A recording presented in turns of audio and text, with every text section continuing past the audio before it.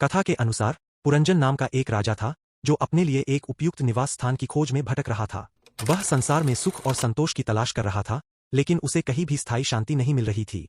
लंबे समय तक भटकने के बाद उसे एक सुंदर नगर दिखाई दिया जो 9 द्वारों वाला था।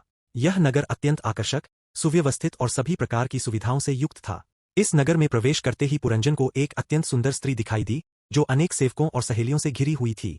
पुरंजन उस स्त्री के रूप और व्यवहार से अत्यधिक प्रभावित हो गया और उससे विवाह कर लिया।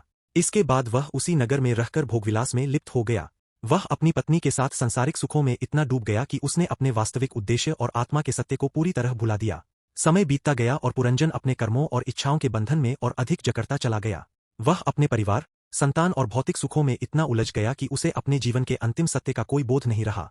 इसी बीच चंडवेग नामक एक गंधर्व अपने 360 सैनिकों के साथ उस नगर पर आक्रमण करता है।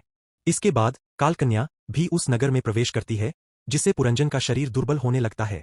अंततः यवनराज अपने सैनिकों के साथ नगर पर आक्रमण करता है और पुरंजन को बंदी बना लेता है।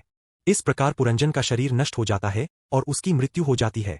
मृत्यु के समय पुरंजन का मन अपनी पत्नी में अत्यधिक आसक्त था, इसलिए अगले जन्म में वह एक स्त्री के रूप में जन्म लेता है, जिसे विदर्भ देश की राजकुमारी कहा गया। इस जीवन में भी वह सांसारिक बंधनों में फंसी रहती है, लेकिन अंततः उसे एक ब्राह्मण के माध्यम से अपने वास्तविक स्वरूप का ज्ञान होता है। यह कथा वास्तव में एक रूपक है, जिसमें हर पात्र और घटना का गहरा आध्यात्मिक अर्थ है। पुरंजन जीवात्मा का प्रतीक है, 9 द्वारों वाला नगर मानव शरीर है, सुंदर स्त्री मन और बुद्धि का प्रतीक है, और चंडवेग, कालकन्या तथा यवनराज क्रमशः समय, बुढ़ापा और मृत्यु के प्रतीक है। इस कथा के माध्यम से यह समझाया गया है कि मनुष्य यदि केवल भौतिक सुखों में ही लिप्त रहता है और आत्मज्ञान की ओर ध्यान नहीं देता, तो वह जन्म मृत्यु के चक्र में फंसा रहता है। देवर्षि नारद इस कथा के माध्यम से राजा प्राचीन बरही को यह सिखाना चाहते थे कि केवल यज्ञ और कर्मकांड से ही मोक्ष की प्राप्ति नहीं होती, बल्कि आत्मा के वास्तविक स्वरूप को जानना और परमात्मा की भक्ति करना ही जीवन का परम उद्देश्य है।